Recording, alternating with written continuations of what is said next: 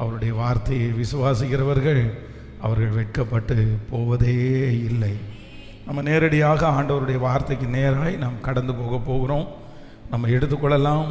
நமக்கு வெளிப்படுத்தின விசேஷம் 3ஆம் அதிகாரத்தினுடைய 8வது வசனத்தை நம்ம வாசிக்க போகிறோம். எல்லாரும் எடுத்துக்கொள்ளுங்கள். வெளிப்படுத்தின விசேஷம் 3வது அதிகாரம் 8வது வசனம். உன் கிரியைகளை அறிந்திருக்கிறேன். உனக்கு கொஞ்ச பலன் இருந்தும் நீ என் நாமத்தை மறுதலியாமல் என் வசனத்தை கை கொண்டபடியினாலே இதோ திறந்த வாசலை உனக்கு முன்பாக வைத்திருக்கிறேன், அதை ஒருவனும் பூட்ட மாட்டான். கர்த்தருடைய பிள்ளைகளே, இந்த மாதம் ஆண்டவர் நமக்கு கொடுத்த ஒரு நல்ல வாக்குத்தத்தம் என்ன அப்படின்னா, இதோ திறந்த வாசலை உனக்கு முன்பாக வைத்திருக்கிறேன், அதை ஒருவனும் பூட்ட மாட்டான். இதோ ஒரு திறந்த வாசலை உனக்கு முன்பாக வைத்திருக்கிறேன், ஒருவனும் அதை பூட்ட மாட்டான். இந்த மாதம் இந்த சத்தத்தை கேட்டு கொண்டிருக்கிற ஒவ்வொருத்தருடைய வாழ்க்கையிலையும் ஆண்டவர் ஒரு திறந்த வாசலை நமக்காக கர்த்தர் தரப்போகிறார். உங்களுடைய வேலை ஸ்தலத்திலே உங்களுக்கு ஒரு நல்ல திறந்த வாசலை ஆண்டவர் தரப்போகிறார். இதுவரையிலையும் நிறைய அடைக்கப்பட்ட வாசல்களை நீங்கள் பார்த்திருக்கலாம். இதுவரையிலும் ஒருவேளை நீங்கள் நினைத்த அளவிற்கு ஒரு வெற்றியை நீங்கள் உங்களுடைய கண்கள் பார்க்காம இருக்கலாம். ஆனால் ஆண்டவர் வாக்கு கொடுக்கிறார், இல்லை, நான் சீக்கிரத்திலே உங்களுக்கு ஒரு திறந்த வாசலை நான் வைப்பேன். நான் நம்புகிறேன் இந்த மாதம் முடிகிறதற்குள்ளே உங்களுடைய எதிர்காலத்திற்கான ஒரு திறந்த வாசலை கர்த்தர் உங்கள் கண்கள் காணும்படியாய் கர்த்தர் செய்வார். ஆமென். நீங்கள் வளர்ந்திருக்க உயர்ந்திருக்க நமக்கு திறந்த வாசலை கொடுக்கிற கர்த்தர். கடந்த இந்த 1ஆம் தேதி வாக்குத்தத்த ஆராதனையிலே ஒரு தேவனுடைய பிள்ளையினுடைய வாழ்க்கையிலே ஆண்டவர் திறக்கிற ஒரு 3 வாசல்களை குறித்து ஆண்டவர் பேசினார். நம்பர் 1, முதலாவதாக 1 கொரிந்தியர் 16ஆம் அதிகாரத்தினுடைய 9வது வசனத்தை வாசிக்கும் போது, ஏனெனில் இங்கே பெரிதும் அனுகூலமான கதவு எனக்கு திறக்கப்பட்டிருக்கிறது. அப்படின்னா இந்த தேவனுடைய மனுஷனுடைய வாழ்க்கையிலே அவருடைய ஊழியத்திலே அவர் சொல்லுகிறார், எனக்கு இப்போ புதுசாக ஒரு வாசல் திறந்திருக்கிறது. நான் அமைதியாக இருக்க முடியாது, நான் கிரியை செய்யணும், நான் நிறைய உற்சாகமாக இருக்கணும். காரணம் என்ன அப்படின்னா, எனக்கு முன்பாக ஆண்டவர் பெரிதும் அனுகூலமான ஒரு வாசலை கர்த்தர் வைத்திருக்கிறார். நான் நம்புகிறேன் இந்த வார்த்தை உண்மையான வார்த்தை நம்ம தலைமையில் அப்படியே நடக்க போகிறது. நமக்கு சாதகமே இல்லாத நிறைய இடத்துல, இதுவரையிலையும் அனுகூலம் இல்லாத பல இடங்களிலே கர்த்தர் இந்த மாதம் ஒரு அனுகூலமான ஒரு வாசலை நமக்கு கர்த்தர் தருவேன் என்று வாக்கு கொடுக்கிறார். நீங்கள் போகிற இடத்திலே, நீங்கள் வேலை செய்கிற இடத்திலே, நீங்கள் துவங்குகிற இடத்திலே உங்களுக்கு என்று சாதகமான ஒரு வாசல் திறக்கப்படும் என்று கர்த்தர் சொல்லுகிறார். நம்பர் 2, இரண்டாவதாக அந்த 1ஆம் தேதி நம்ம அதை தியானித்தோம். அப்போஸ்தலர் 14ஆம் அதிகாரத்தினுடைய 27வது வசனத்தை வாசிக்கும் போது, அவர்கள் அங்கே சேர்ந்தபோது சபையை கூடி வர செய்து தேவன் தங்களை கொண்டு செய்தவைகளையும் அவர் புறஜாதிகளுக்கு விசுவாசத்தின் கதவை திறந்ததையும் அறிவித்து. அப்படின்னா நம்பர் 2, இரண்டாவதாக ஆண்டவர் நமக்கு ஒரு கதவை இந்த மாதம் திறக்க போகிறார். என்ன கதவை திறக்க போறார் அப்படின்னா, விசுவாசத்தின் கதவை நமக்காக கர்த்தர் திறப்பேன் என்று கர்த்தர் வாக்கு கொடுக்கிறார். நம்புறவங்க கரங்களை உயர்த்தி சத்தமாய் ஒரு ஹல்லேலூயா, சத்தமாய் ஒரு ஹல்லேலூயா. எந்தெந்த இடத்திலெல்லாம் நம்மால் விசுவாசிக்க முடியாமல் இருந்ததோ, சந்தேகத்தோடு இருந்தீர்களோ, இந்த மாதம் ஆண்டவர் எனக்கு விசுவாசத்தின் ஒரு கதவை எனக்காக திறக்க போகிறார். நம்பர் 3, மூன்றாவதாக 2 கொரிந்தியர் 2ஆம் அதிகாரத்தினுடைய 12வது வசனத்திலே, மேலும் நான் கிறிஸ்துவின் சுவிசேஷத்தை பிரசங்கிக்கும்படி துரோவா பட்டணத்தில் வந்தபோது கர்த்தராலே எனக்கு கதவு திறக்கப்பட்டு இருக்கையில் இந்த மாதம் 3வது ஒரு கதவை ஆண்டவர் நமக்காக திறக்கிறார். அது என்ன கதவு அப்படின்னு சொன்னா, அது கர்த்தராலே ஒரு கதவு இந்த மாதம் நமக்காய் திறக்க போகிறது. ஸோ இந்த இந்த வாக்குத்தத்த வசனத்தினுடைய ஒரு விளக்கத்தை 1ஆம் தேதி நடந்த அந்த வாக்குத்தத்த ஆராதனையிலே இந்த 3 காரியத்தையும் ரொம்ப தெளிவாக பரிசுத்த ஆவியானவர் நம்மோடு கூட பேசினார்.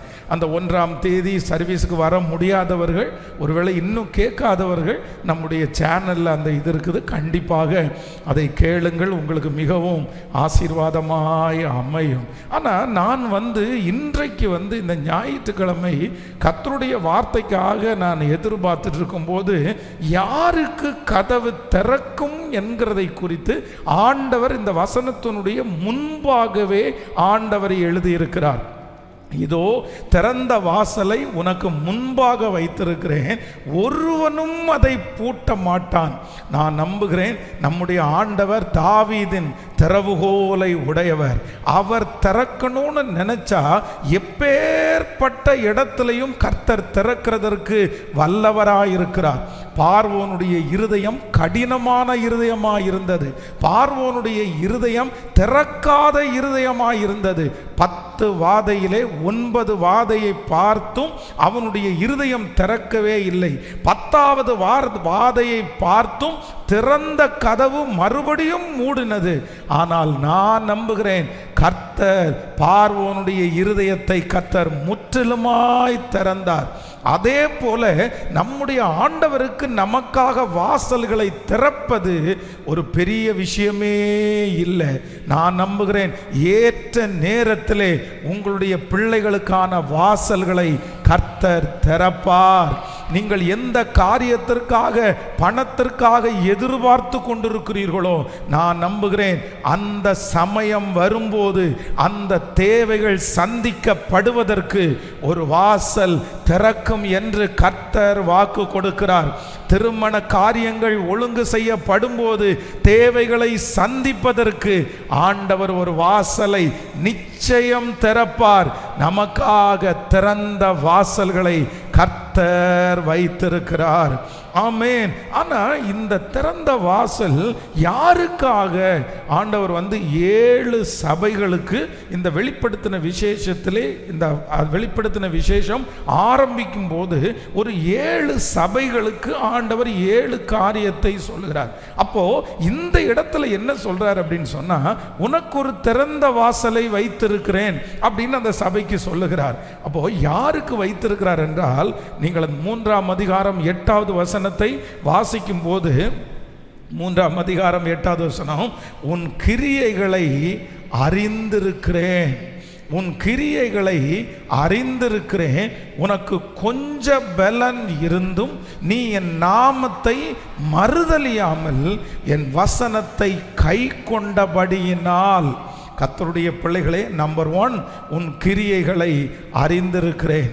நம்பர் 2, இரண்டாவதாக உனக்கு கொஞ்ச பலன் இருந்தும் என் நாமத்தை நீ மறுதலியாமல் என் வசனத்தை கை கொண்டபடியினால்.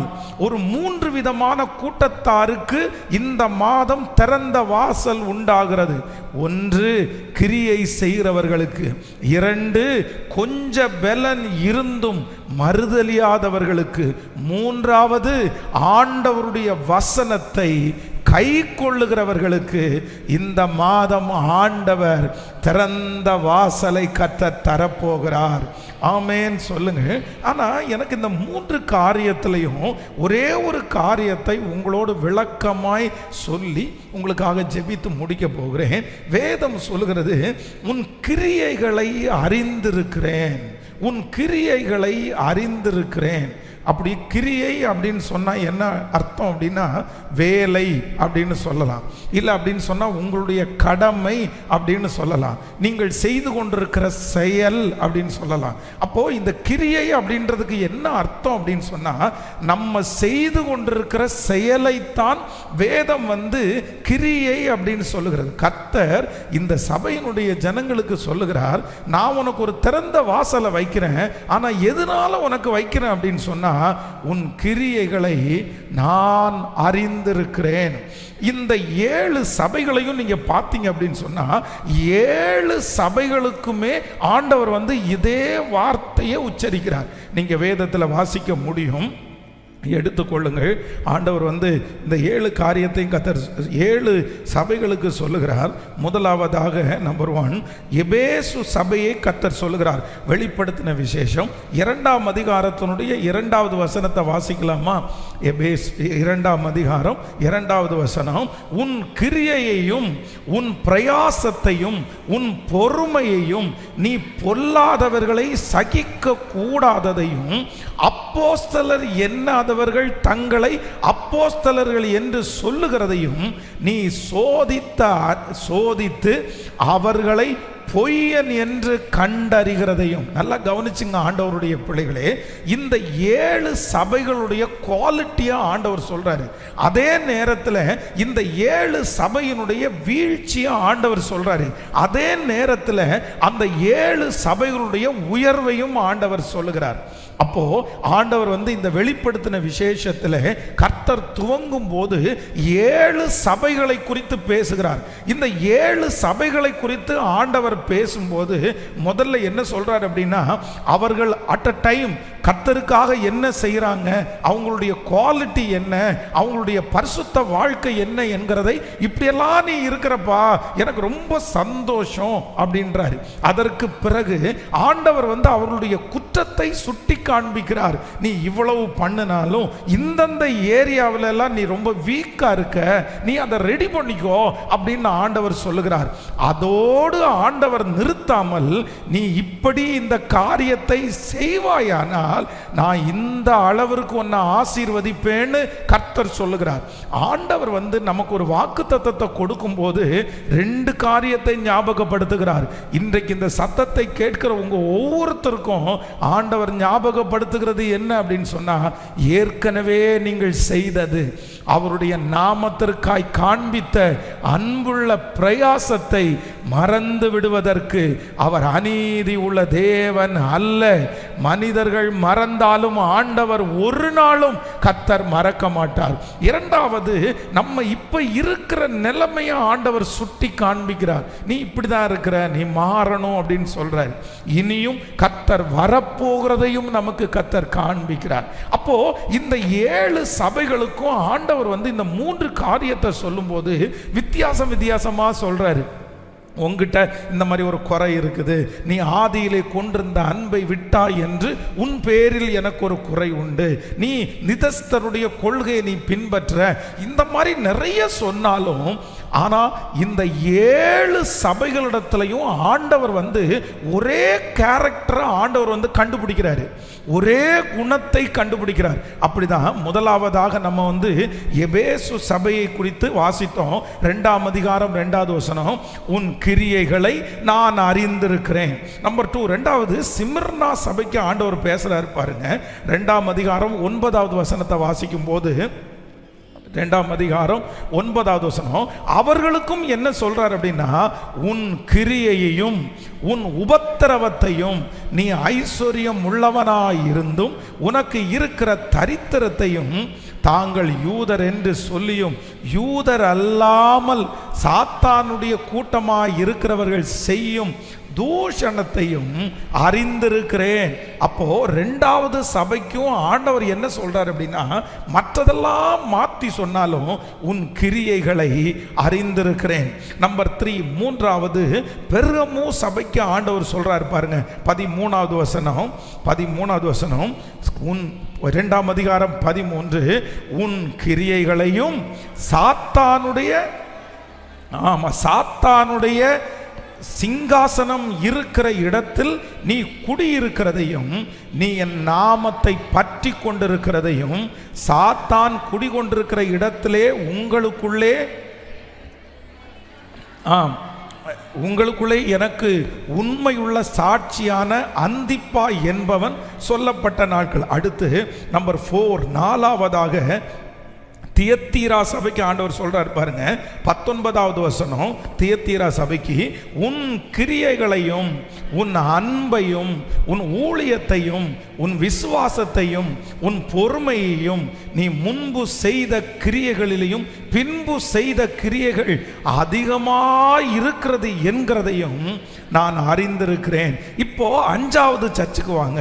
சர்தை சபைக்கு ஆண்டவர் சொல்றாரு பாருங்க, 3ஆம் அதிகாரம் 1வது வசனம். வெளிப்படுத்தின விசேஷம் 3ஆம் அதிகாரத்தினுடைய 1வது வசனம். சர்தை சபைக்கு சொல்லுகிறார், ஆமா, சர்தை சபையின் தூதனுக்கு நீ சொல்ல வேண்டியது என்னவெனில், தேவனுடைய 7 ஆவிகளையும் 7 நட்சத்திரங்களையும் உடையவர் சொல்லுகிறதாவது, உன் கிரியைகளை அறிந்திருக்கிறேன். இப்பொழுது 6வது சபைக்கு வாங்க. பிலதெல்பியா சபை 8வது வசனம். 3ஆம் அதிகாரம் 8வது வசனம். பிலதெல்பியா சபை, உன் கிரியைகளை அறிந்திருக்கிறேன்.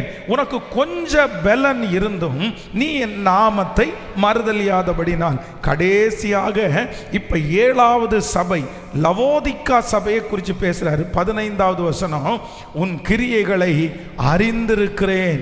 நீ குளிரும் இல்லாமல் அனலும் இல்லாமல் நீ குளிராயாவது அனலாவாயாவது இருந்தால் நலமாயிருக்கும். ஆமென். கர்த்தருடைய பிள்ளைகளே, இந்த 7 திருச்சபைகளுக்கும்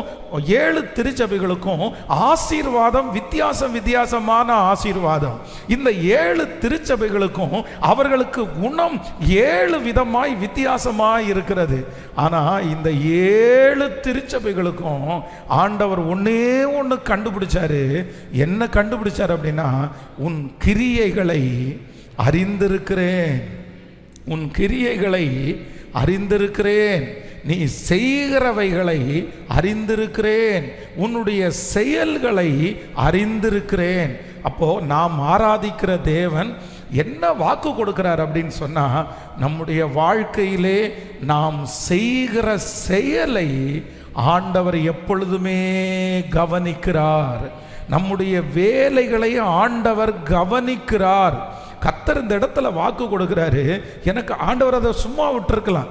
எல்லா சபையும் கிரியை செய்து, எல்லா சபையும் வேலை செய்து, எல்லா சபையும் ஆண்டவருடைய ஊழியத்தை செய்து அப்படின்றத ஆண்டவர் விட்டுருக்கலாம்.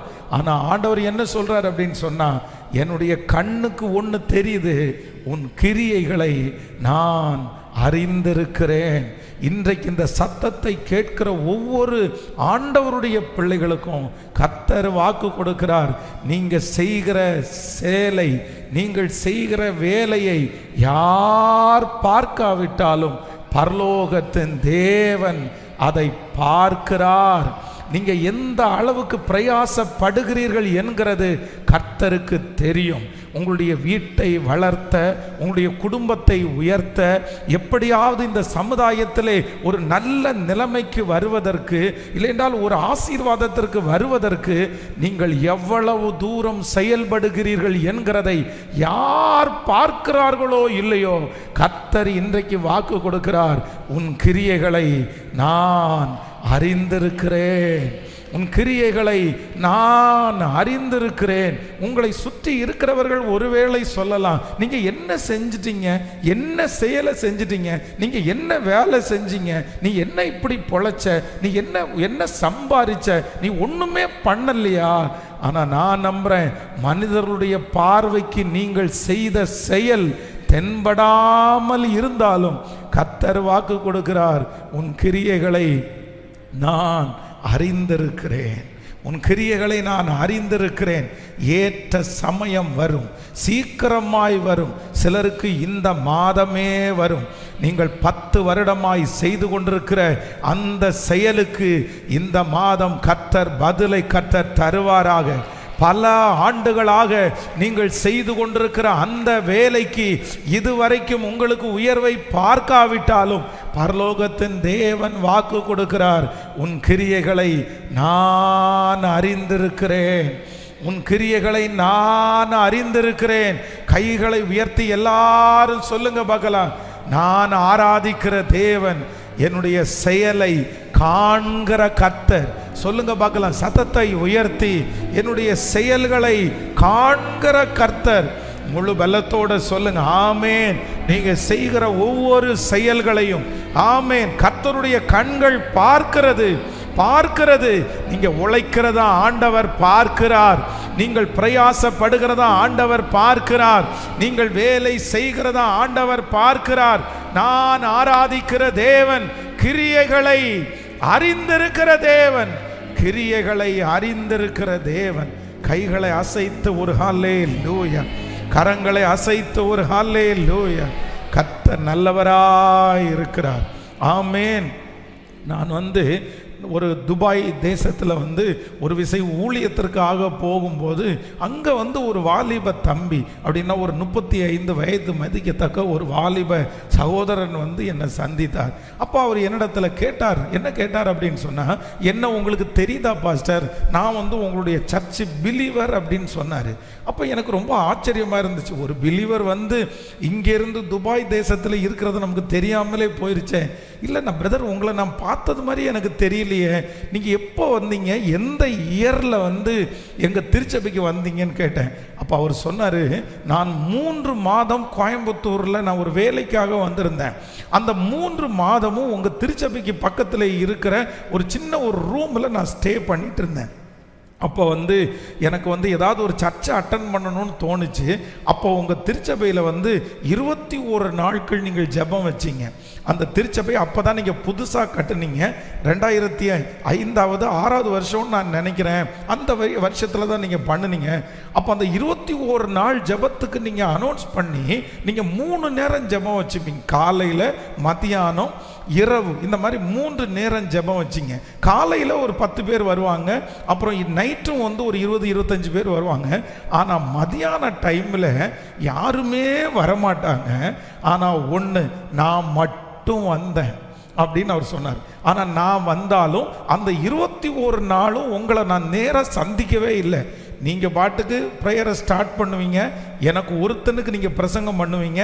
பிரசங்கம் பண்ணி முடித்த உடனே நான் என்ன பண்ணிடுவேன்னா, அந்த கடைசி ஜெபம் முடிஞ்ச உடனே எனக்கு டியூட்டிக்கு டைம் ஆகும், நான் உடனே கிளம்பிடுவேன். ஆனால் அந்த 21 நாட்களில் என் ஒரே ஒருத்தனுக்காக நீங்கள் பண்ணின பிரசங்கத்தை ஆண்டவர் எனக்காகவே அதை பேசினது மாதிரி இருந்துச்சு. எப்பாவது ஒரு டைம் என் கூட 4-5 பாட்டிகள் உட்கார்ந்துருப்பாங்க. ஆனால் நீங்கள் சோர்ந்து போகாமல் அதை பண்ணுனீங்க. உண்மையிலே பாஸ்டர் நீங்கள் இங்கே வர்றீங்கன்னு கேள்விப்பட்ட உடனே என்ன நினச்சேன் அப்படின்னா, அத்தனை ஆண்டுகளுக்கு முன்பாக அந்த ஊழியக்காரர் அந்த ஒருத்தருக்கு அந்த மினிஸ்ட்ரியை மனசு கோணாமல் அவர் செஞ்சார் இல்லை, அதனால தான் ஆண்டவர் இந்த இடம் வரைக்கும் உங்களை கொண்டு வந்திருக்கிறாருன்னு நான் நம்புகிறேன் அப்படின்னு அவங்க சொன்னாங்க. எனக்கு ரொம்ப ஆச்சரியமாக இருந்துச்சு. நான் நம்புகிறேன், சின்னதாக இருந்தாலும் பெரிதாக இருந்தாலும், ஒருவேளை நீங்கள் செய்கிற கிரியைகளுக்கு இன்றைக்கு பெரிய பலனை நீங்கள் பார்க்காம இருக்கலாம், இன்றைக்கு சின்ன காரியத்தை செய்கிறது போல் இருக்கலாம். ஆனால் நான் ஆராதிக்கிற தேவன் அவர் வாக்கு கொடுக்கிறார், உன் கிரியைகளை நான் அறிந்திருக்கிறேன், உன் கிரியைகளை நான் அறிந்திருக்கிறேன். அறிந்தாரே ஆனால் என்னை உயர்த்துவது அவருக்கு லேசான காரியம். ஹல்லேலூயா. எத்தனை பேர் தீர்மானம் எடுக்கிறீங்க, நான் என்ன செய்வேன் அப்படின்னா, கிரியை செய்வேன், நான் கிரியை செய்வேன். ஏன்னா யாருமே கிரியை செய்ய முடியாத ஒரு ராக்காலம் வரும். நீங்க நினைச்சா கூட வேலை செய்ய முடியாத ஒரு நாள் வரும். நீங்க நினைச்சா கூட இதெல்லாம் பண்ண முடியாத ஒரு சூழ்நிலை வரும். அதற்கு முன்பாகவே கர்த்தர் கர்த்தர் பலன் கொடுக்கும் போதே ஆண்டவருடைய பிள்ளை என்ன செய்யணும் அப்படின்னா, நீங்க உன் ஆகாரத்தை தண்ணீர்கள் மேல் போடு, அநேக நாட்களுக்கு பின்பு அதனுடைய பலனை காண்பாய். ஆமேன். ஒரு 3 காரியத்தை ஒரு பரிசுத்தவானுடைய வாழ்க்கையை ஒப்பிட்டு அப்படின்னா, ஒரு தேவனுடைய பிள்ளை எந்த சூழ்நிலையிலையும் நீங்க வேலை செய்யணும் அப்படின்னா, கிரியை செய்யணும் அப்படின்றதை குறித்து உங்களோடு பேசி உங்களுக்காக ஜெபிக்க போகிறேன். எடுத்துக்கொள்ளலாம். முதலாவதாக ஒரு வசனத்தை எடுத்துக்கொள்ளலாம். ஸ்தோத்திரம், நன்றி. ஆமென். ஆதியாகமம் 26ஆம் அதிகாரத்தினுடைய 12வது வசனத்தை வாசிக்கலாமா? 26ஆம் அதிகாரத்தினுடைய 12வது வசனத்தை வாசிக்கலாம்.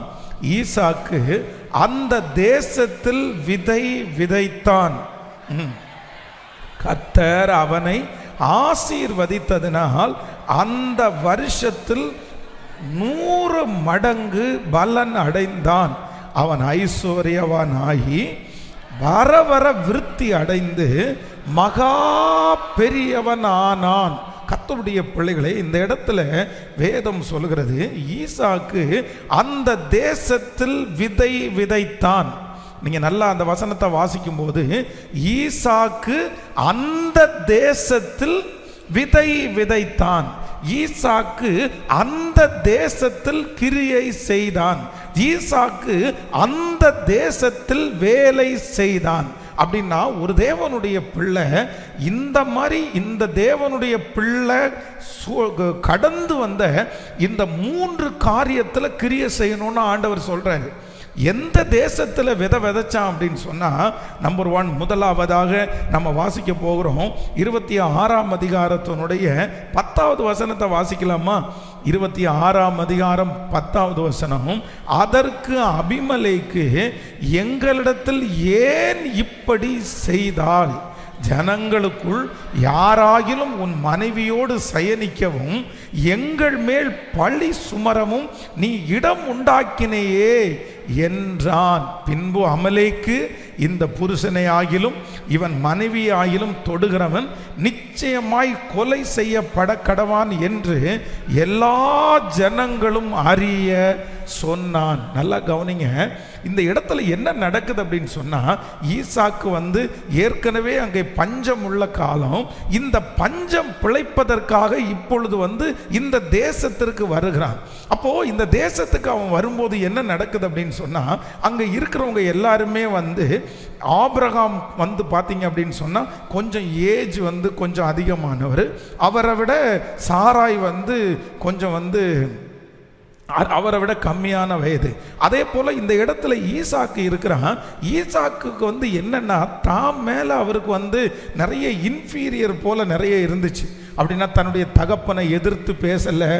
எந்த இடத்துல நீங்க ஈசாக்க வாசிச்சாலும், எவ்வளோ பெரிய பிரச்சனை பண்ணினாலும் ஈசாக்கு சண்டைக்கு மட்டும் போகவே மாட்டார், வாக்குவாதத்திற்கு மட்டுமே போகவே மாட்டார். ஏன் அப்படின்னா, ரொம்ப சாஃப்டான ஒரு மனுஷன் தான் இந்த ஈசாக்கு.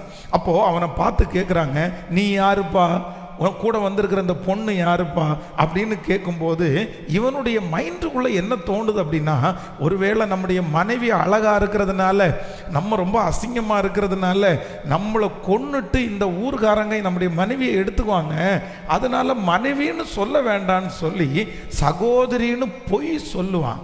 இவன் பொய் சொல்லிட்டு போகும்போது அங்கே ஒரு பெரிய பேச்சு நடக்குது. வெளியூர்லேருந்து ஒரு ஃபேமிலி வந்திருக்குது. அதில் ஒரு அண்ணனும் தங்கச்சியும் வந்திருக்கிறாங்க. அதில் இருக்கிற தங்கச்சி ரொம்ப அழகாக இருக்கிறாங்க அப்படின்ற ஒரு பேச்சுவார்த்தை போயிட்டே இருக்குது. இது எங்கே வரைக்கும் போயிருச்சு அப்படின்னா, ராஜாவுடைய அரண்மனை வரைக்கும் போயிருச்சு. இப்போ ஒரு நாள் அந்த ராஜா தன்னுடைய பலகணி வழியாய், ஜன்னல் வழியா அவர் பார்த்துட்டு இருக்கும்போது, ஈசாக்கு தங்கி இருக்கிற இடத்துல இவங்க 2 பேரும் கணவன் மனைவின்னு அவர் கண்டுபிடிச்சிட்டாரு. அப்பதான் அவனை கூப்பிட்டு பேசுறாரு, நீ ஏன் இப்படி பண்ற? நீ கணவன் மனைவி தானே நீங்க 2 பேரும், நீ என்கிட்ட சொல்ல வேண்டியது தானே, எதுக்கு இப்படி மறைச்ச அப்படின்னு சொல்லி அத்தனை பேருக்கும் முன்பாகவும் இப்ப ஈசாக்குக்கு என்ன உண்டாகுதுன்னா, ஒரு மிகப்பெரிய அவமானம் உண்டாகிறது. ஐயோ நம்ம தப்பு பண்ணிட்டோம், நம்ம பொய் சொல்லிட்டோம், இந்த இடத்துல நம்ம வந்து அவமானத்தை சந்திச்சிட்டோம், இனி இந்த இடத்துல நம்ம விவசாயம் பண்ண முடியாது, இனி இந்த இடத்துல வேலை செய்ய முடியாது, இந்த இடத்த விட்டு நம்ம கிளம்பிட வேண்டியதான் அப்படின்னு கிளம்பாம ஈசாக்கு எந்த தேசத்தில் விதை விதைத்தான் என்றால் தன்னுடைய ஒரு பொய்யினால அவமானப்பட்ட அந்த இடத்திலே அவன் மறுபடியும் விதை விதைத்தான். கர்த்தர் அவனுக்கு 100 மடங்கு பலனை கர்த்தர் தந்தார். ஆமேன் சொல்லுங்க பார்க்கலாம். நம்ம இன்னைக்கு கிரியை செய்யணும், நம்ம இன்னைக்கு வேலை செய்யணும்.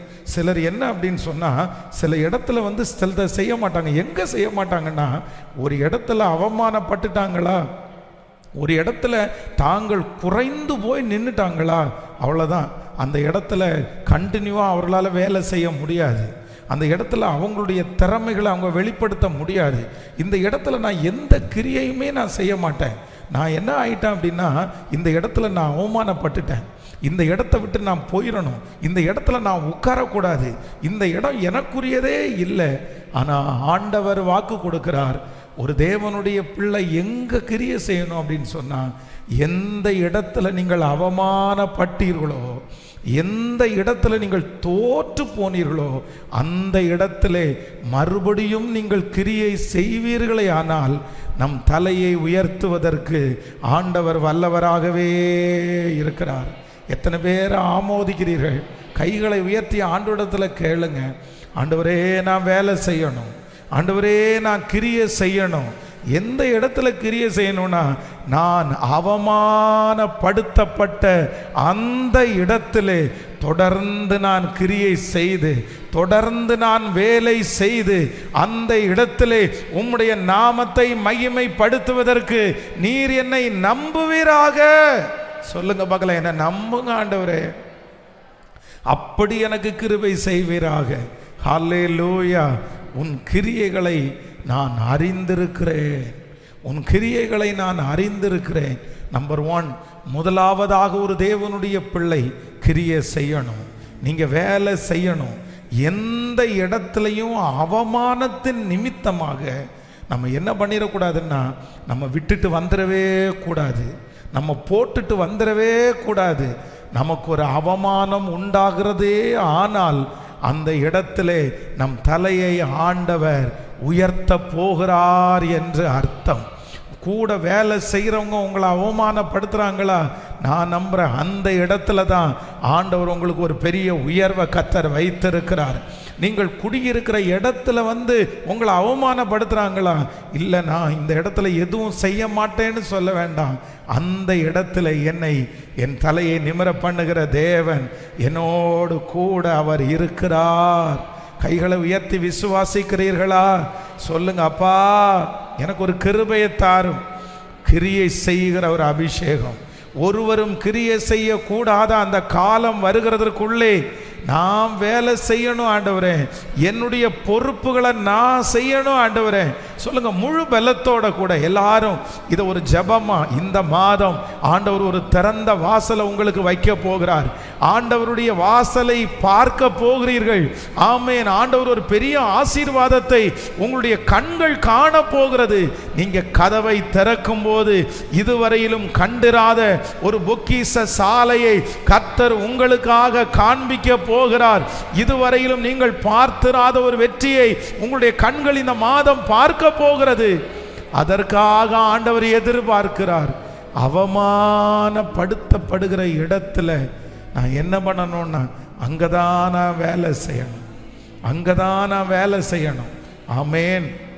என்னால் மறக்கவே முடியாது. இந்த சாட்சிகளெல்லாம் உங்களுக்கு ஏன் சொல்கிறேன் அப்படின்னா, ஆண்டவர் நம்மளை கவனிக்கிறார் அப்படின்றதுக்காக நான் சொல்கிறேன். நம்முடைய முதல் திருச்சபை கட்டப்பட்டிருக்கிற அந்த இடத்துல ஒரு வீடு ஒன்று ஓப்பன் பண்ணாங்க. அவங்க வந்து சிஎஸ்ஐ திருச்சபைக்கு அவங்க போயிட்டு இருந்தாங்க. ஆனால் எப்பொழுதுமே அவங்க பார்க்கும்போது நான் ரொம்ப அன்னைக்கு சின்ன பையனா ஒரு 22 வயசில் தான் அங்கே இருந்தேன். அப்போ ரொம்ப கிண்டலாக அவங்க என்னை பார்ப்பாங்க, ரொம்ப நக்கலாக பார்ப்பாங்க. அவங்க ரோட்டில் நடந்து போகும்போது 2 கையை எடுத்து அப்படி ஒரு பெரிய அரசியல்வாதிக்கு கும்பிடுறது மாதிரி சும்மா அப்படின்னா நக்கலுக்கு மேலே தூக்கி, தம்பி நல்லா இருக்கியா அப்படின்னு கேட்பாங்க. அப்படின்னா என்னை சுற்றி இருக்கிற 4 பேர் வந்து என்னை பாஸ்டர் அப்படின்னு கூப்பிட்டாலும் அவங்க வேணும்னே என்ன பண்ணுவாங்கன்னா 4 பேர் பாஸ்டர் அப்படின்னு கூப்பிடுவாங்க. இவங்க அங்கேருந்து சத்தமாக சொல்லுவாங்க, தம்பி நல்லா இருக்கியா தம்பி, எப்படி போயிட்டு இருக்கு ஊழியம் எல்லாம். ஒரு சாதாரணமான விசுவாசி தான், சிஎஸ்ஐ திருச்சபைக்கு போயிட்டு இருந்தாங்க. அப்போ வந்து அவங்க வந்து ஒரு நாள் வந்து அவருடைய வீடு ஒன்று சின்னதாக ஒரு வீடு கட்டி அதை ஓப்பன் பண்ணாங்க. அப்போ எங்கிட்ட வந்து சொன்னாங்க, தம்பி நீ பக்கத்தில் தானே இருக்க, நீ வந்து கொஞ்சம் வா, இந்த மாதிரி ஓப்பன் பண்ணுறாங்க, எங்கள் ஐயர் தான் வர்றாரு அப்படின்னு அவங்க சொன்னாங்க. சொன்ன உடனே நானும் வந்து சரி அப்படின்னு சொல்லி போனேன். போகும்போது சின்ன வயசு, அப்போ வந்து அந்த அந்த அந்த மனுஷன் அந்த ஊழியர் வந்து என்னிடத்துல கேட்டார், நீங்கள் என்ன ஊழியம் செய்கிறீங்களா தம்பி அப்படின்னு கேட்டார். ஆமாம் ஊழியம் செய்கிறேன் அப்படின்னு. எங்கே ஊழியம் பார்க்குறீங்க அப்படின்னு கேட்ட உடனே நான் வந்து என்ன கை நீட்டி சொன்னேன், என் பக்கத்தில் 3வது வீடான இதோ இங்கே தான் ஊழியம் பண்ணுறேன் அப்படின்னு சொன்ன உடனே அவங்க அடுத்த வார்த்தை என்ன சொன்னார் அப்படின்னு சொன்னால், அதோ அங்கன்னு சொல்கிற தம்பி, அங்கே செவர் தானே தெரியுது, செவத்துக்கா ஊழியம் பண்ணுற அப்படின்னு கேட்டார். நிறைய பேர் சுற்றி இருக்கிறாங்க. அப்போ வந்து அவர் இன்சல்ட் பண்ணணும்னு நினச்சி அவர் ஏதோ அது என்னமோ ஜாலியாக சொல்லிட்டாரு. அத்தனை பேரும் சிரிச்சிட்டாங்க. இதோ இங்கே மூளை தானே தெரியுது, இங்கேயா நீ ஊழியம் பண்ணுறன்னு எல்லாரும் சிரிச்சிட்டாங்க. அப்போ எனக்கு அன்றைக்கி ரொம்ப துக்கமாக இருந்துச்சு. ஸோ இந்த ஜனங்கள் மத்தியில் ஊழியம் பண்ணுறது ஒரு பெரிய சவாலாக இருந்துச்சு. ஆனால் இப்போ இது ஒரு அவமானம் அல்ல, இப்படி பல அவமானத்தை நம்ம சந்திச்சிருக்கிறோம். ஆனால் நான் இன்றைக்கு நம்புகிறேன், அந்த அவமானத்தின் மத்தியிலையும் கிரியை செய்கிறதை யார் பார்த்தா அப்படின்னு சொன்னால் கர்த்தர் கிருபையாய் பார்த்தார். ஹல்லேலூயா. ஆசீர்வாதம் வருவதற்கு முன்பாக உங்களுக்கு முதலில் அவமானம்தான் வரும். உங்களுக்கு அவமானம் வந்துச்சு அப்படின்னா அடுத்து அதே இடத்துல கர்த்தர் உங்களை ஆசீர்வதிக்க போறாருன்னு அர்த்தம். ஆமேன் சொல்லுங்க. ஆண்டவரே எனக்கு ஒரு கிருபை தாரும், நான் வேலை செய்யணும், நான் கிரியை செய்யணும். எதன் மத்தியில் அப்படின்னு சொன்னால் அவமானத்தின் மத்தியில். சிலர் வந்து அவமானப்படுத்துகிறாங்கன்னா உடனே விட்டுட்டு வந்துடுவாங்க. இல்லை நான் இந்த இடத்துல இனி இருக்க மாட்டேன், என்னை அவமானப்படுத்திட்டாங்க, என்னை ரொம்ப குறைச்சி பேசிட்டாங்க, நான் என்னத்தை இந்த இடத்துல இருந்து. இல்லவே இல்லை, கர்த்தர் பார்க்கிறார். ஹல்லேலூயா, ஹல்லேலூயா. கண்கள் நீதிமானை பார்க்கின்றன, செவிகள் மன்றாட்டை கேட்கின்றன.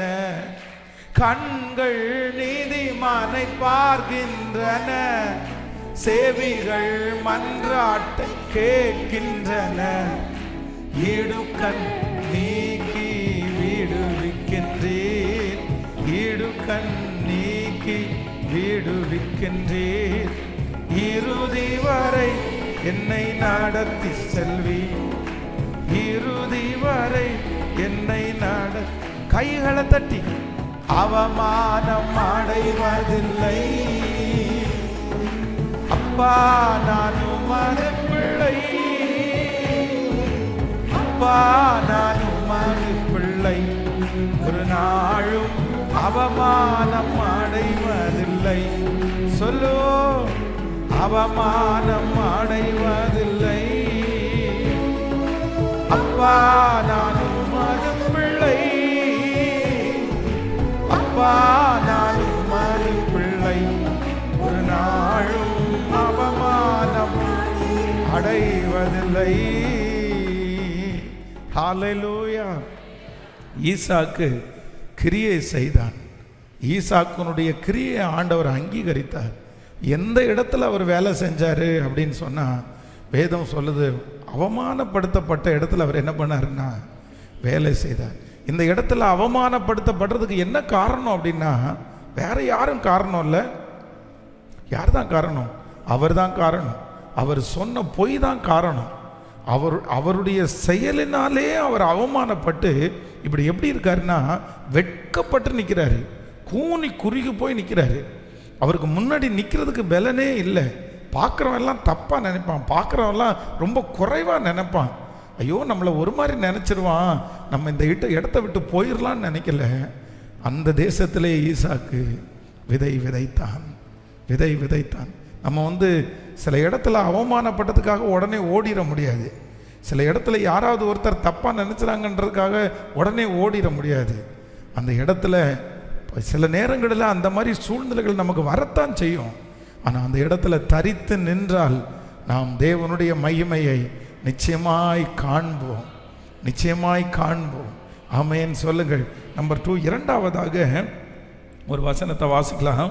ஆதியாகமம் 26ஆம் அதிகாரத்தினுடைய 1வது வசனத்தை வாசிக்கலாமா?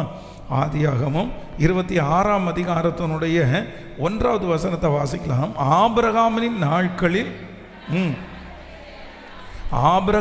நாட்களில் உண்டான பஞ்சத்தை அல்லாமல் பின்னும் ஒரு பஞ்சம் தேசத்திலே உண்டாயிற்று.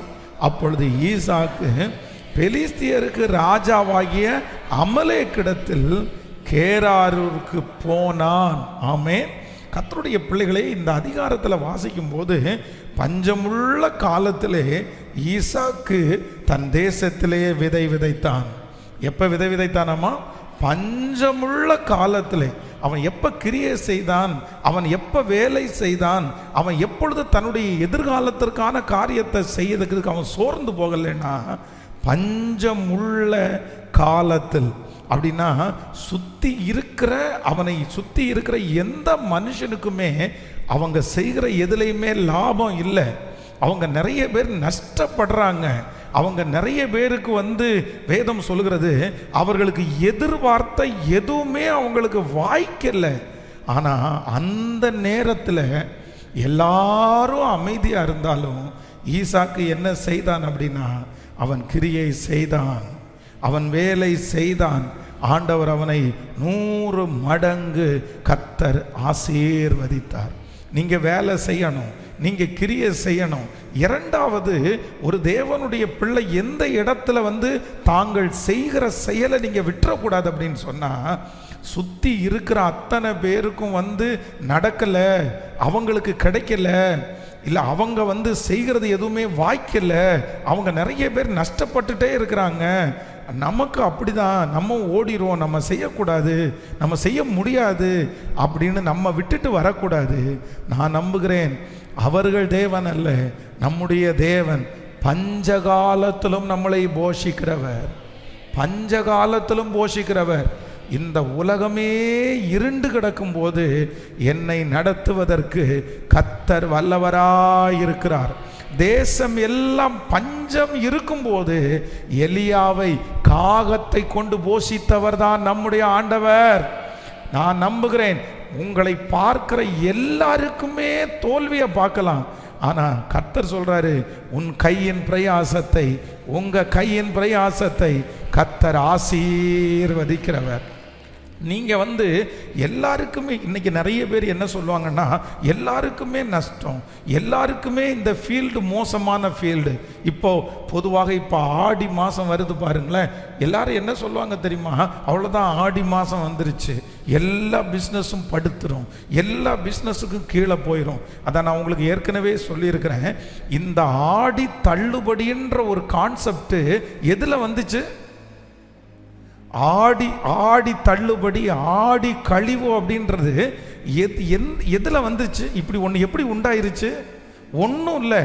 இந்த ஆடி மாதம் அப்படின்றத எல்லாருமே ஒரு கெட்ட மாதமாக கன்சிடர் பண்ணுறாங்க. இந்த மாதத்தை நல்ல மாதம் இல்லை அப்படின்னு நினச்சிட்டாங்க, வியாபாரம் நடக்காதுன்னு நினச்சிட்டாங்க. அதனால பிஸ்னஸ்மேன் எல்லாரும் சேர்ந்து இந்த மந்தில் நம்ம கடையை சும்மா வச்சுக்கக்கூடாது, நம்ம வருமானத்தை பார்க்கணும்னு சொல்லி தன்னுடைய ஸ்டாக்கேஜை எல்லாம் தள்ளி விடுறதற்காக உண்டாக்கப்பட்ட மாதம் தான் எந்த மாதம்? அதுதான் ஆடி தள்ளுபடி. அதனால எல்லா கடைகளும் அதான் நடக்குது. அப்போது உலகத்திலே இருக்கிற மனுஷன் இந்த டைம் சரியில்லை, இந்த மாதம் சரியில்லை, எல்லாருக்கும் டல்லாக இருக்குது, எனக்கும் டல்லாக இருக்குன்னு உலகத்தில் இருக்கிற சில மனிதர்கள் சொல்லும்போது, அவங்க ஒளியின் உலகத்தின் பிள்ளைகள் எவ்வளவு ஞானம் உள்ளவங்களாக இருக்காங்க, எவ்வளவு ஞானம் உள்ளவங்களாக இருக்காங்க. இன்றைக்கு இந்த சத்தத்தை கேட்கிற உங்கள் வாயிலிருந்து எல்லா பக்கமும் டல்லாக இருக்கு, நானும் டல்லாக இருக்கேன்னு சொல்லக்கூடாது. எல்லா பக்கமும் டல்லாக இருந்தாலும் என் கையை ஆசீர்வதிக்கிறதற்கு கர்த்தர் வல்லவராய் இருக்கிறார். உலகமே பஞ்சத்துக்குள்ள இருக்குது, தான் குடியிருக்கிற நாடு பஞ்சத்துக்குள்ள இருக்குது. ஆனால் வேதம் சொல்லுது ஈசாக்கு தைரியமா அந்த இடத்துல விதைக்கிறான், அந்த இடத்துல விதைக்கிறான், அந்த இடத்துல கிரியை செய்கிறான், அந்த இடத்துல வேலை செய்கிறான்.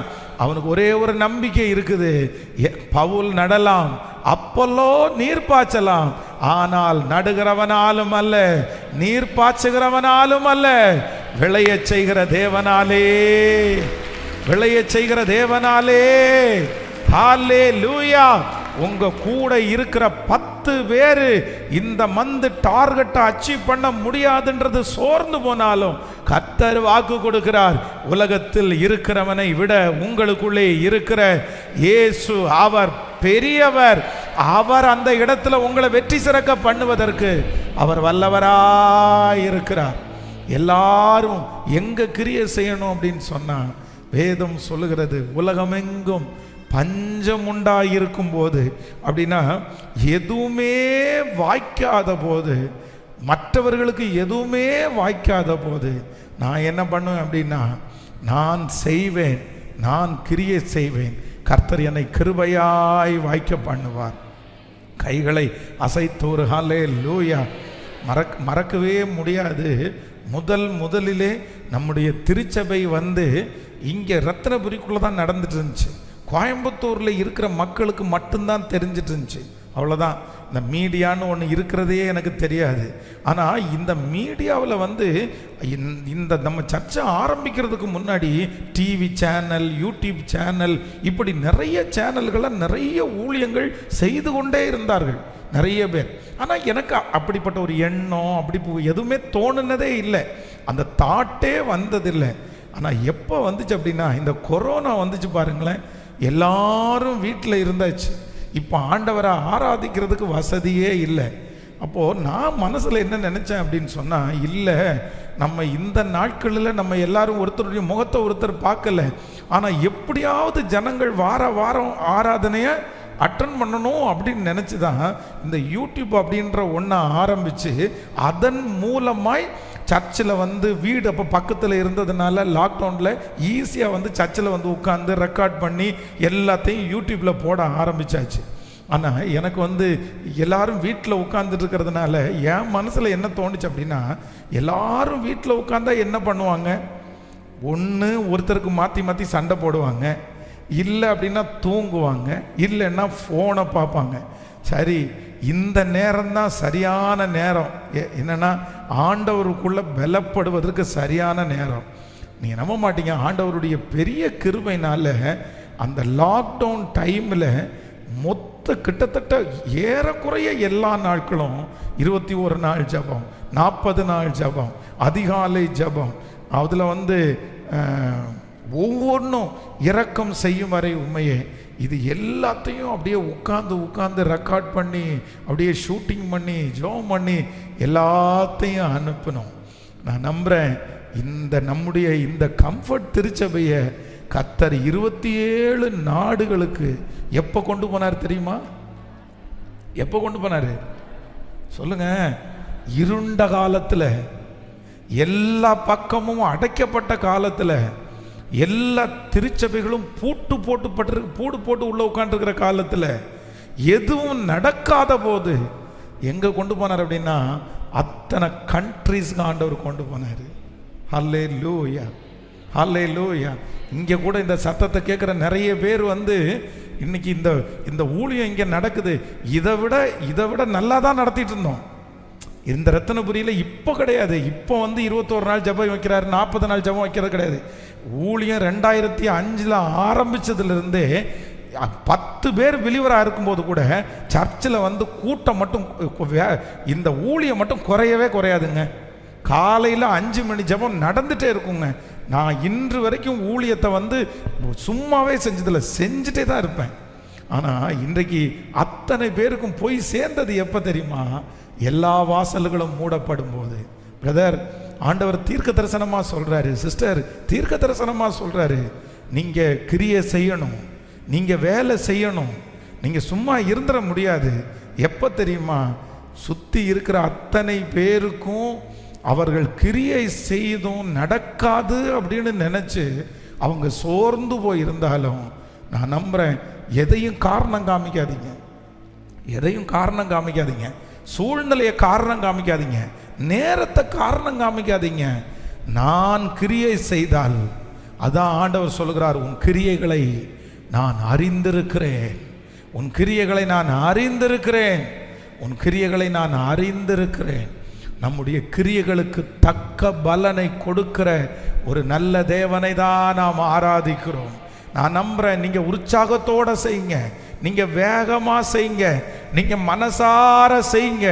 கர்த்தர் சொல்லுகிறார், நிச்சயமாகவே நான் அவங்களுடைய தலையை உயர்த்துகிற நாட்கள் சீக்கிரமாய் வரப்போகிறது. யாருக்கும் வாய்க்காத போது எனக்கு வாய்க்க பண்ணுகிற கர்த்தர் என் கூட இருக்கிறார். ஆமோதிக்கிறீங்களா இல்லையா? ஒரு 3 பேருடைய கரத்தை பிடிச்சி சொல்லுங்க, யாருக்குமே வாய்க்கலைன்னாலும் உங்களுக்கு வாய்க்கும் சிஸ்டர், உங்களுக்கு வாய்க்கும் பிரதர்.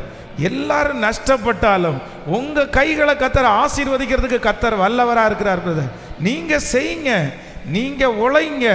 ஏன்னா என்னை ஆசீர்வதிக்கிறவர்கள் மனிதன் அல்ல, என்னை ஆசீர்வதிக்கிறவர் கர்த்தர், என்னை ஆசீர்வதிக்கிறவர் கர்த்தர், என்னை ஆசீர்வதிக்கிறவர் கர்த்தர். கன்னியாகுமரி மாவட்டத்தில் ஒரு மனுஷன் வந்து என்னை ரொம்ப வலுக்கட்டாயமாக அவருடைய வீட்டில் ஜெபம் பண்ணுறதற்கு கூப்பிட்டார். அவர் ஒரு பெரிய டேக்ஸ் கம்பெனி வச்சு நடத்தி வருகிறார். அப்போ அவர் என்னை கூட்டிகிட்டு போனார். கூட்டிகிட்டு போய் ஒரு 10-15 பேர் வேலை செய்கிறாங்க. அவர் சொன்னார், பாஸ்டர், ஒரு பெரிய ஆளாக்கப்பட்டேன், லட்சக்கணக்கான ரூபாய் கடனாக மாறிடுச்சு. கொரோனாவுக்கு முன்னாடி நான் விழுந்துட்டேன், நான் திரும்பி எழும்பும். என்னுடைய வீடு ரொம்ப அழகாக கற்பனையோடு கட்டப்பட்ட வீடு, ஆனால் அந்த வீட்டில் குடியிருக்க கூட முடியாமல் அந்த வீடை போக்கியத்து கொடுத்துட்டு ஒரு சாதாரணமான ஒரு சின்ன வீட்டில் நான் குடியிருந்தேன். ஆனால் நான் விழுந்துட்டேன்னு தான் நினச்சேன். ஏற்கனவே நான் நஷ்டப்பட்டுட்டேனே. அதுக்கிடையில் இந்த கொரோனாவும் வந்து எல்லா கடையும் அடைக்கப்பட்டுருச்சு. இப்போ என்ன பண்ணுறதுன்னு தெரில. ஆனால் ஆண்டவர் எனக்கு ஒரு பெரிய திட்டத்தை கொடுத்தாரு. என்ன பிளான் கொடுத்தாரு அப்படின்னா, எல்லாரும் கொரோனா டைம் உடம்பு ரொம்ப வீக்காக ஃபீல் பண்ணாங்க. அவங்களுக்கு எனர்ஜெட்டிக்காக ஏதாவது கொடுக்கணும், டோர் டு டோர் டெலிவரி பண்ணணுன்ற ஒரு எண்ணத்தை கொடுத்தாரு. நான் போய் போலீஸில் பர்மிஷன் கேட்டேன். ஃபுட்டு கொடுக்கறதுக்கு எல்லா பக்கமுமே வாசல்களை திறந்தாங்க. சாப்பாடு கொடுக்குற மாதிரி வேலை செய்கிறவங்களுக்கு பிரச்சனை இல்லைன்னு சொன்னாங்க. அந்த லாக்டவுனில் கிட்டத்தட்ட ஒரு 9 மாதம் நான் தரமட்டம் விழுந்து கிடந்த என்ன கர்த்தர் உயரத்திலேயே கொண்டு வந்து வைத்தார். அல்லேலூயா. வாலிப தம்பி, வாலிப தங்கச்சி, காரணம் காமிச்சு நீ அமைதியாக இருந்துராதப்பா, நீ அமைதியாக இருந்துராதப்பா. அதைத்தான் ஆண்டவர் சொல்லுகிறார், நீ இந்த காலத்தில் மௌனமாய் இருந்தால் யூதருக்கு சகாயமும் ரட்சிப்பும், சொல்லுங்க சத்தமா, வேறொரு இடத்திலிருந்து வரும். நீங்கள் காரணம் சொல்ல முடியாது, மழையை காரணம் சொல்ல முடியாது, வெயில நீங்கள் காரணம் சொல்ல முடியாது, சுற்றி இருக்கிற சூழ்நிலையை நீங்கள் காரணம் சொல்ல முடியாது, உங்களுடைய எஜமானனை காரணம் சொல்ல முடியாது. உங்கள் வாழ்க்கைக்கு நீங்கள் தான் அதிகாரி. உங்கள் வாழ்க்கையை கர்த்தர் உங்கள் கையில் தான் கொடுத்துருக்கிறாரு. கர்த்தர் சொல்கிறாரு, நீ மட்டும் உன்னுடைய ஆகாரத்தை தண்ணீர்கள் மேல் போடு, அநேக நாட்களுக்கு பின்பு நிச்சயமாய் அதனுடைய பலனை காண்பாய். நீங்கள் எதை செய்தாலும் அதை வாய்க்க பண்ணுகிற கர்த்தர் நம்மோடு கூட இருக்கிறார். நம்புறவங்க நல்ல மேல கரங்களை தட்டி, முழு பலத்தோட கரங்களை தட்டி ஹல்லேலூயா.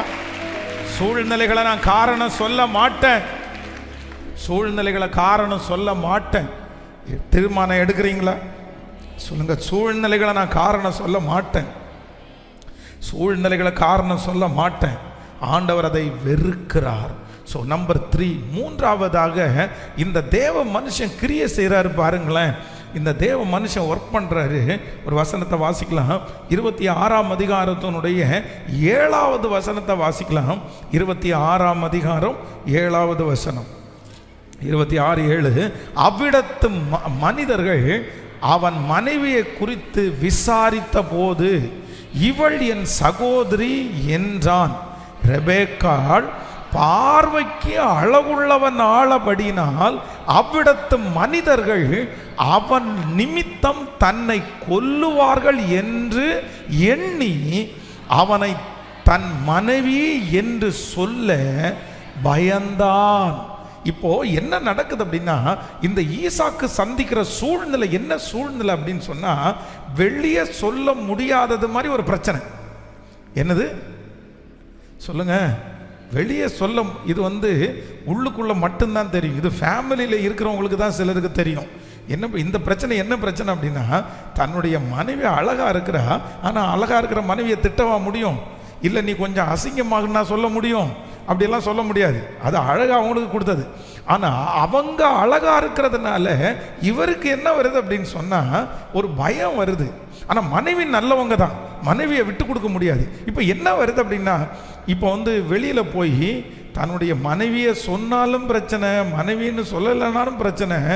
இருதயத்தில் ஒரு பெரிய சஞ்சலம் ஓடிட்டே இருக்குது, ஒரு வேதனை ஓடிட்டே இருக்குது. ஐயோ என்ன பண்ணுவேன், கொன்னுட்டாங்கன்னா என்ன பண்ணுறது, என் மனைவியை தூக்கிட்டு போயிட்டாங்கன்னு என்ன பண்ணுறது, இவ்வளவு மன சஞ்சலம் உள்ளே போயிட்டு இருக்கும்போது வேதம் சொல்கிறது, அத்தேசத்திலே ஈசாக்கு விதை விதைத்தான். அப்போ ஆண்டவருடைய பிள்ளைகளை ஒன்று நினைத்து கொள்ளுங்கள். சில நேரங்களில் வேலை செய்யும் போது நிறைய பேருக்கு மனசுல நிறைய ஓடிட்டே இருக்கும். அதான் ஒருத்தர் எழுதும்போது ரொம்ப அழகாக எழுதினாரு, திராட்சை ஆலைக்கு முன்பாக நீங்கள் வேதனையோடு அந்த இடத்திலே திராட்சை பழத்தை நீங்கள் திராட்சை ரசத்தை கொண்டு வருவீங்கன்னா அது கண்டிப்பாக ரசமாக இருக்காது, அது விஷமாக தான் இருக்கும்னு சொல்கிறாரு. அப்போது நிறைய பேர் இன்றைக்கி என்ன பண்ணுறாங்க அப்படின்னு சொன்னால், தங்களுடைய ஒர்க்கை, தங்களுடைய வேலையை எப்படி செய்கிறாங்கன்னா, உள்ளுக்குள்ள மன சஞ்சலம், உள்ளுக்குள்ள மன வேதனை, உள்ளுக்குள்ள வேற சிந்தை ஓடிட்டே இருக்குது. ஆனால் அதனால நிறைய பேர் என்ன செய்கிறது, நான் முதல்ல ரெடி ஆயிடுறேன், நான் முதல்ல சரியாயிடுறேன், என் மனசு முதல்ல ரெடி ஆகட்டும், அதுக்கப்புறம் நான் சம்பாதிக்கிறேன், அதுக்கப்புறம் நான் வேலை செய்கிறேன், அதுக்கப்புறம் நான் ஊழியம் செய்கிறேன், அதுக்கப்புறம் நான் கிரியை செய்கிறேன். ஆனால் ஆண்டவர் என்ன சொல்கிறாருன்னா, நீங்கள் வேலை செய்ய ஆரம்பிச்சிருங்க, தன்னை போல இந்த மனசை சரி பண்ணுறதற்கு கர்த்தர் வல்லவராக இருக்கிறார். ஆமேன் சொல்லுங்க. நான் கிரியை செய்யணும். எப்போ கிரியை செய்யணும் அப்படின்னு சொன்னால், என்னுடைய மனசு சரியில்லைன்னா கூட ஆண்டவர் என்ன பண்ணுறார் அப்படின்னா, நீ கிரியை செய், நீங்கள் கிரியை செய்யுங்கள்.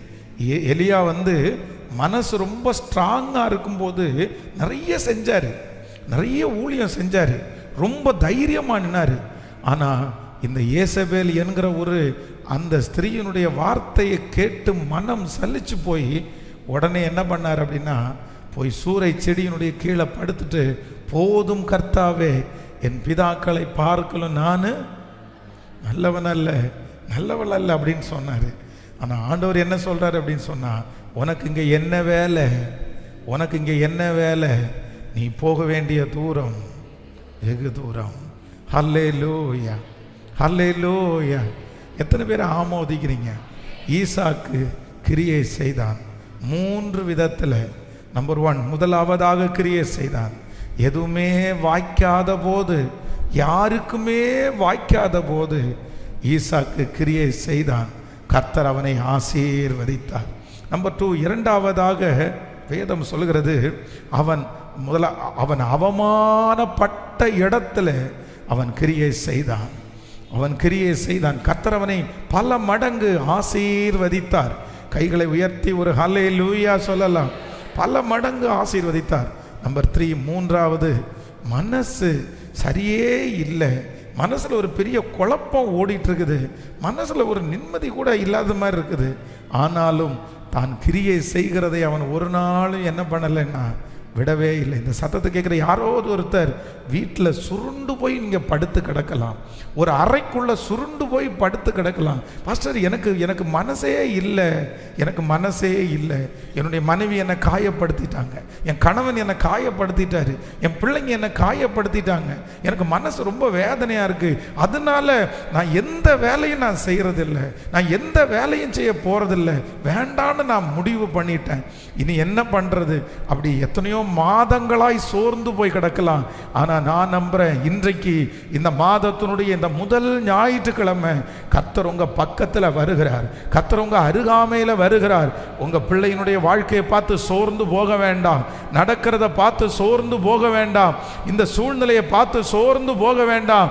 கர்த்தர் சொல்லுகிறார், நீ கிரியை செய்து கொண்டே இருப்பாய், ஆனால் நான் இந்த சூழ்நிலையை மாற்றுவேன் என்று கர்த்தர் வாக்கு கொடுக்கிறார்.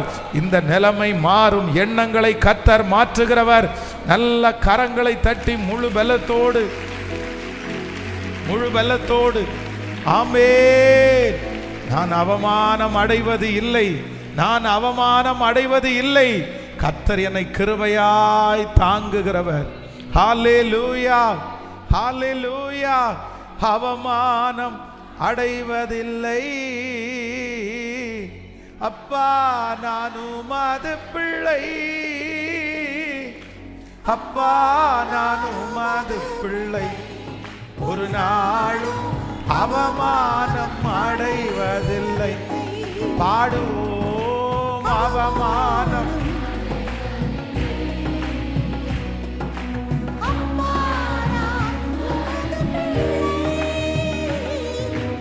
அப்பா நான் உமது பிள்ளை, ஒரு நாளும் அவமானம் அடைவதில்லை. உடைந்த நொந்த கூடவே இருந்து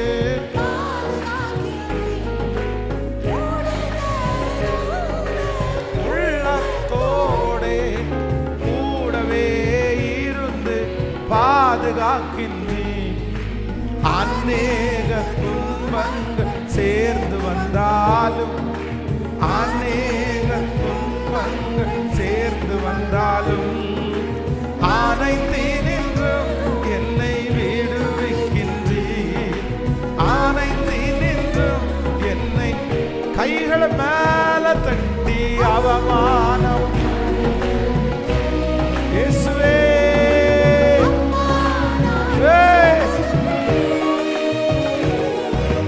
அப்பா நான் உமது பிள்ளை, ஒரு நாளும் அவமானம் அடைவதில்லை, அவமானம் அடைவதில்லை, அவமானம். அப்பா நான் உமது பிள்ளை, அப்பா நான் உமது பிள்ளை, ஒரு நாளும் அவமானம் அடைவதில்லை. ஹல்லேலூயா. ஈசாக்குனுடைய அபிஷேகம் அப்படின்னு சொன்னாலே என்ன அப்படின்னா, அவன் சும்மா இருக்கிறவன் கிடையாது. ஈசாக்கு என்ன பண்றவர் அப்படின்னா, கிரியை செய்கிறவர். நீங்க அடுத்து சூழ்நிலையில் வாசிக்கும் போது வேதம் சொல்லுது, கேராரூர் மேய்ப்பர் இந்த துறவு எங்களுடையது என்று சொல்லி அவனோட கூட வாக்குவாதம் பண்ணினார்கள். ஏசேக்கில் அவனுக்கு பிரச்சனை வந்துச்சு, சித்தனாவில் பிரச்சனை வந்துச்சு.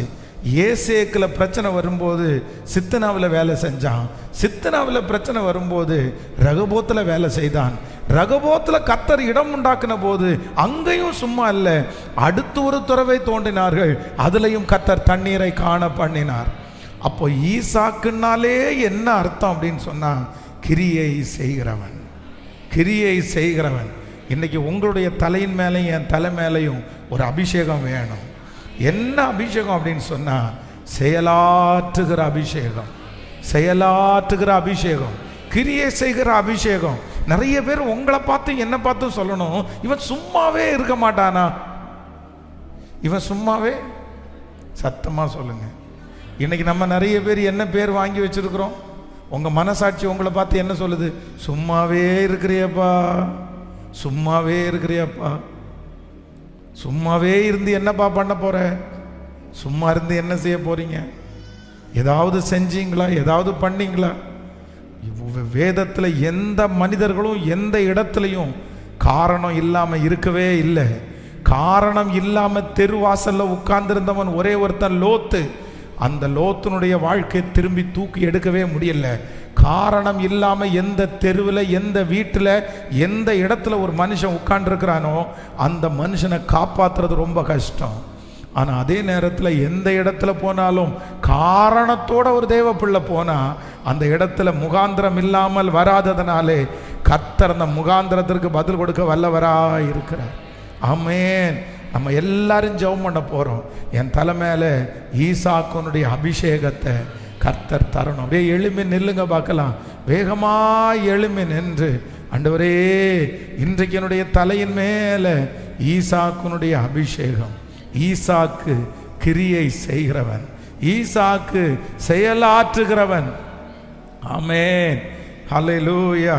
என் சார்பிலே அவர் செயலாற்றுகிறவர், என் சார்பிலே அவர் செயலாற்றுகிறவர். சொல்லுங்க, ஆண்டவரே நான் சும்மா இருக்கக்கூடாது, நான் சும்மா இருக்கக்கூடாது. ஆண்டவரே நான் ஏதாவது ஒன்று செய்யணும். ஆண்டவரே வளர்ச்சிக்கான ஏதாவது ஒன்று செய்யணும், உயர்வுக்கான ஏதாவது ஒன்று செய்யணும். என்னை தட்டி எழுப்புங்க ஆண்டவரே. இந்த மாதம் என்னை தட்டி எழுப்புங்க ஆண்டவரே. ஆண்டவரே என்னை தட்டி எழுப்புங்கப்பா. கேளுங்க அப்பா சமூகத்தில். ஆண்டவரே நான் சோர்ந்து போய் கிடக்கிறேன் ஆண்டவரே. ஆண்டவரே நான் கையும் காலும் கட்டப்பட்டது மாதிரி நான் கிடக்கிறேன் ஆண்டவரே. என் வீட்டில் இருக்கிற ஒரு பிள்ளை கையும் காலும் கட்டி போட்டது மாதிரி இருக்கிறாங்கப்பா. சூழ்நிலையை பார்த்ததுனால எழும்ப முடியாமல் ஏதோ இருக்கிறது மாதிரி நான் ஃபீல் பண்ணுறேன். ஆனால் இல்லை, உன் கிரியைகளை நான் அறிந்திருக்கிறேன். உனக்கு கொஞ்சம் பலன் இருந்தும் நீ என் நாமத்தை மறுதலியாதபடியினால் இதோ உனக்கு ஒரு திறந்த வாசலை உனக்கு முன்பாக வைத்திருக்கிறேன். ஒருவனும் ஒருவனும் ஒருவனும் அதை பூட்ட மாட்டான். ஹல்லேலூயா. என் சார்பிலே செயலாற்றுகிற கர்த்தர், என் சார்பில் செயலாற்றுகிற கர்த்தர். எத்தனை பேர் ஜெபம் பண்ண போறீங்க? ஆமென். உங்க தலை மேல கையை வச்சு நீங்க ஜெபம் பண்ணுங்க. உங்க தலை மேல கையை வச்சு ஜெபம் பண்ணுங்க. எனக்கு ஒரு அபிஷேகம் தரணும், எனக்கு ஒரு அபிஷேகம் தரணும். ஆண்டவரே செயலாற்றுகிற ஒரு அபிஷேகத்தை தாருங்கப்பா. கேளுங்க, அப்பாவிட்ட கேளுங்க. ஆண்டவரே செயலாற்றுகிற ஒரு அபிஷேகம். நான் சும்மா இருந்துடக்கூடாது, நான் சோர்ந்து போய் இருந்துடக்கூடாது. எஸ் எஸ், உன் கிரியைகளை அறிந்திருக்கிறேன். சிஸ்டர், கர்த்தர் கிரியைகளை அறிகிறார். பிரதர், கர்த்தர் கிரியைகளை அறிகிறார். ஆமென், ஆமென், ஆமென், ஆமென். இந்த மாதம் ஆண்டவர் தட்டி கொடுக்கிறார். இல்லை இல்லை, நீ போக வேண்டிய தூரம் வெகு தூரம்தான், வெகு தூரம்தான். கிருபப்பா, கிருபப்பா, கிருபப்பா, கிருபப்பா. ஹல்லேலூயா, ஹல்லேலூயா, ஹல்லேலூயா. ஆமென். நன்றி ஆண்டவரே. உம்முடைய பிள்ளைகள் ஒவ்வொருவர் மேலும், இந்த சத்தத்தை கேட்கிற ஒவ்வொருவர் மேலும் தேவனுடைய மகிமையின் கரம் அமர்ந்திருப்பதாக. ஆண்டவருடைய மகிமையின் கரம் அமர்ந்திருப்பதாக.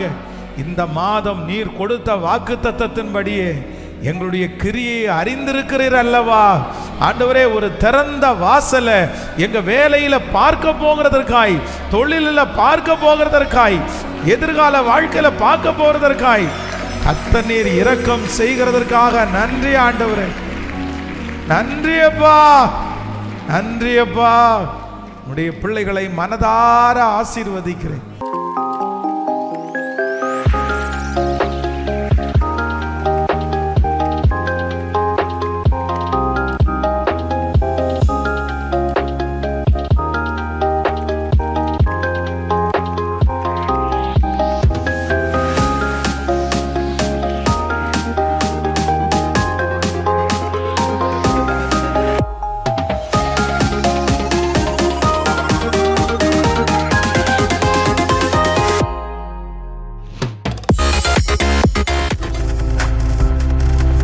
நீங்கள் பார்த்து கொண்டிருப்பது உங்கள் ஜாய் டிவி. உங்கள் துக்கம் சந்தோஷமாய் மாறும்.